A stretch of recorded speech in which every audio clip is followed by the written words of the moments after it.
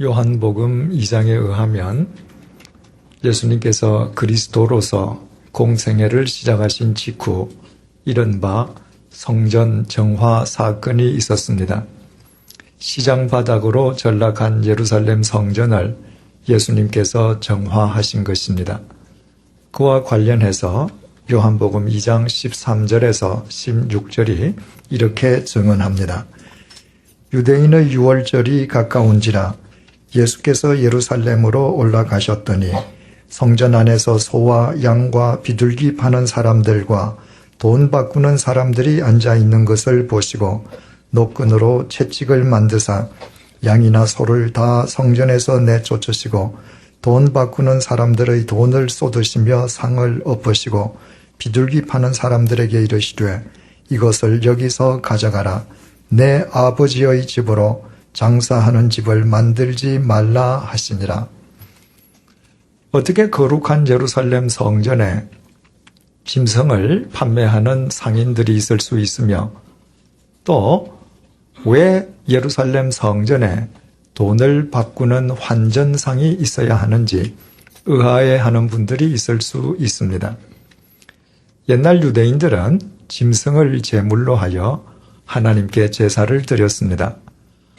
하나님께 바치는 제물인 만큼 제물로 바쳐지는 짐승은 그 어떤 흠이나 결점도 없어야만 했습니다. 하지만 하나님께 바치는 제물의 흠, 유무를 판정하는 사람은 제사를 드리는 당사자가 아니라 예루살렘 성전의 제사장들이었습니다. 그들은 제사를 드리는 당사자가 자기 집에서 가져온 제물은 무슨 트집을 잡아서든 불합격시킨 대신에 예루살렘 성전에서 돈을 내고 구입한 제물은 흠의 유무에 상관없이 무조건 합격 판정을 내려주었습니다. 따라서 하나님께 제사 드리기 원하는 사람들은 어쩔 수 없이 예루살렘 성전에서 판매하는 제물을 구입할 수밖에 없었습니다. 그것은 요즘 용어로 표현하면 독점 체제였기에 제물의 값이 턱없이 비쌀 수밖에 없었지만 하나님께 제사 드리기 원하는 사람들로서는 그 이외에는 다른 방도가 있을 수 없었습니다. 또 유대인 가운데 만 20세 이상 된 남자는 반드시 매해 반 세겔씩 성전세를 성전에 납부해야만 했습니다. 그런데 그 성전세를 시중에서 유통되는 일반 화폐로는 납부할 수가 없었습니다. 성전 안에서만 통용되는 성전 화폐로만 납부할 수 있었습니다. 결국 만 20세 이상의 남자들은 비싼 수수료를 내고 성전 안에 있는 환전상으로부터 성전 화폐를 바꾼 뒤에야 성전세를 납부할 수 있었습니다. 이처럼 성전에서 재물을 팔고 돈을 바꾸어주는 상인들이 거두어들이는 막대한 수익금의 상당 부분은 그들의 배후에 있는 대제사장을 비롯한 유대 종교 지도자들에게 돌아갔습니다. 따라서 예수님께서 상인들이 장악하고 있는 예루살렘 성전을 정화하셨다고 하는 것은 그들을 모두 성전에서 몰아내셨다고 하는 것은 곧 그들의 배후 세력인 유대 종교 지도자들에 대한 도전이었습니다. 자기 사익을 위해서 하나님의 이름을 이용하는 그들이야말로 하나님과 인간 사이를 가로막는 가장 큰 장애물이었기 때문입니다. 그런데 마태복음 21장은 예수님의 성전 정화를 한 번 더 증언해주고 있습니다. 시기적으로 마태복음 21장의 성전 정화는 요한복음 2장에서 예수님께서 성전을 정화하신 이후 3년이 경과한 시점, 다시 말씀드리면 예수님 공생의 마지막 시점이었습니다. 분명히 예수님께서 3년 전에 예루살렘 성전을 정화하셨음에도 불구하고 예루살렘 성전은 또다시 유대 종교 지도자들의 하수인들인 상인들이 장악하고 있었습니다. 예수님께서는 마태복음 21장 13절을 통해서 그들을 이렇게 질타하셨습니다. 기록된 바 내 집은 기도하는 집이라 일컬음을 받으리라 하였거늘 너희는 강도의 소굴을 만드는도다. 주님 보시기에 예루살렘 성전을 장악하고 있는 상인들과 그 배후 세력인 유대 종교 지도자들은 강도에 지나지 않았고 그들이 장악하고 있는 예루살렘 성전은 강도의 소굴에 불과할 뿐이었습니다. 주님께서 이번에도 역시 모든 짐승과 그 모든 상인들을 성전에서 몰아내셨으면 두말할 나위가 없습니다. 이처럼 성전을 정화하는 것으로부터 시작된 예수님의 공생애는 성전을 정화하시는 것으로 끝을 맺고 있습니다. 예수님의 공생애 기간 중 성전 정화는 그만큼 중요한 일이었습니다. 우리는 이로부터 귀한 두 가지의 교훈을 얻게 됩니다.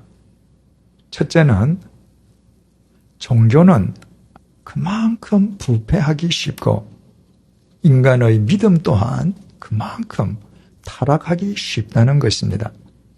그러므로 두 번째는 우리가 진정한 그리스도인으로 이 땅을 살아가기 위해서는 성전된 우리 자신을 매일매일 정화하지 않으면 안 된다는 것입니다. 그런데 예수님의 두 번째 성전 정화와 관련해서 마태복음 21장 15절의 증언에 우리가 주의를 기울일 필요가 있습니다. 대제사장들과 서기관들이 예수께서 하시는 이상한 일과 또 성전에서 소리질러 호산나 다윗의 자손이여 하는 어린이들을 보고 노하여. 마태복음 21장 15절은 먼저 예수님께서 예루살렘 성전을 정화하신 것을 이상한 일이라고 표현하고 있습니다. 우리말로 이상한으로 번역된 헬라어 형용사 타우마시오스는 놀랄만한, 경탄할만한, 굉장한의 의미로서 영어로는 wonderful입니다. 그렇지 않겠습니까? 거대한 종교 집단인 유대교 지도자들에 의해서 장악된 예루살렘을 예수님께서 혈혈단신으로 정화시켰다고 하는 것은 얼마나 놀랄 일이고 얼마나 경탄할 일이고 얼마나 굉장한 일이고 얼마나 원더풀한 일입니까? 그 예수님을 향해서 어린아이들마저도 호산나 다윗의 자손이여 하고 찬송한 것은 당연한 일 아니겠습니까? 그런데 마태복음 21장 15절은 또 예수님께서 성전을 정화하시는 그 경이로운 일을 본 대제사장을 비롯한 유대교 지도자들은 분노했음을 밝혀주고 있습니다. 왜 유대교 지도자들은 예수님의 그 경이로운 일을 보고서도 경의를 표하기는커녕 오히려 분노했겠습니까? 그들이 보기에는 예수님께서 지금 절대로 행해서는 안 될 짓을 행하고 있기 때문이었습니다.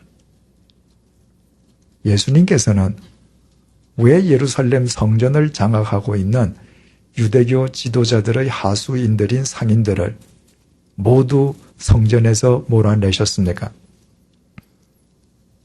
예수님 보시기에는 그들이 예루살렘 성전 안에서 절대로 행해서는 안 될 짓을 행하고 있었기 때문입니다.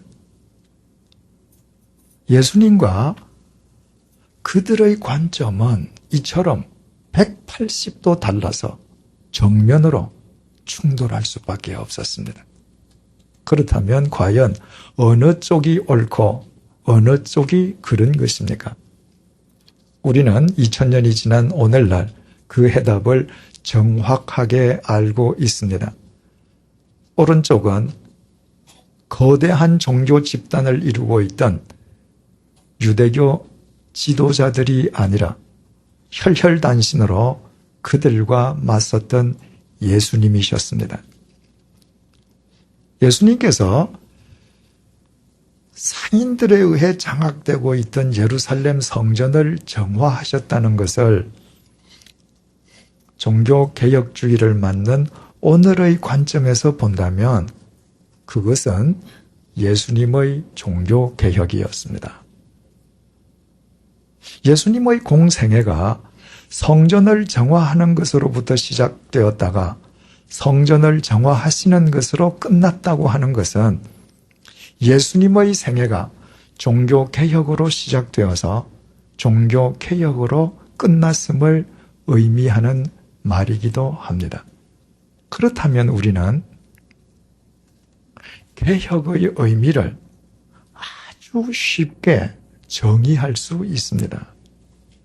개혁은 그릇된 것을 그릇된 것으로 알고 자기 삶을 던져 그릇된 것을 바로 세우는 것입니다.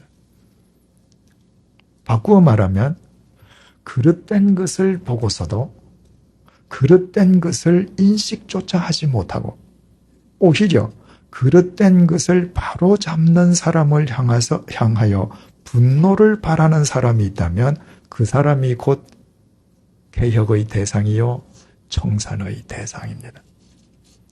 그릇된 것을 바로잡는 사람에게 대하여 분노했다는 것 자체가 바로 그 그릇된 일에 자신의 이권이 개입되어 있음을 의미하기 때문입니다.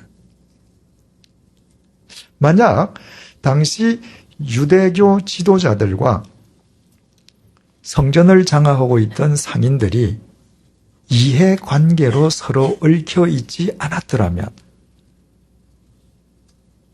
그들을 몰아내시고 성전을 정화하시는 예수님을 유대교 지도자들 역시 경이롭게 여기며 어린아이들처럼 호산나 지금 구원하소서 하고 찬양했을 것입니다. 그러나 예수님의 성전 정화에 대해서 그들이 분노했다고 하는 것이야말로 예수님께서 쫓아내신 상인들과 그들 자신의 이해관계가 직결되어 있음을 스스로 입증하는 일이었습니다. 유대교 지도자들은 무신론자들이 아니었습니다. 쇠붙이나 돌멩이나 나무로 만들어진 소위 우상을 섬기는 사람들도 아니었습니다. 그들은 분명히 하나님을 믿는 사람들이었습니다. 누구보다도 열심을 다해서 하나님을 믿는 사람들이었습니다. 그런데도 왜 그들이 이처럼 어처구니 없는 짓을 행하고 있습니까? 하나님을 믿는다면서도 그들의 궁극적인 가치관이 이 세상에서 눈에 보이는 것에만 국한되어 있었기 때문입니다. 하나님을 믿음으로 더 많은 것을 소유하고 더 높은 직책과 직위, 명예를 얻는 것을 그들의 삶과 믿음의 최종적인 목적으로 삼고 있었기 때문입니다. 반면에 예수님께서는 이 땅에 계시는 동안 보이지 않는 영원한 하나님의 말씀, 영원한 하나님의 생명을 위해 사셨습니다.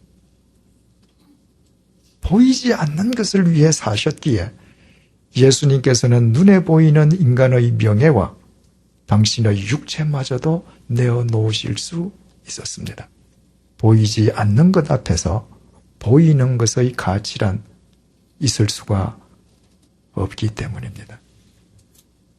여기에서 우리는 또 하나의 교훈을 얻게 됩니다. 아무리 하나님을 열심히 믿어도 눈에 보이는 것만을 추구해서는 당장 화려하게 살 수는 있지만 절대로 참다운 그리스도인으로 살 수 없다는 것입니다. 눈에 보이는 것만을 추구해서는 머지않아 반드시 개혁과 청산의 대상으로 몰락할 수밖에 없다는 것입니다.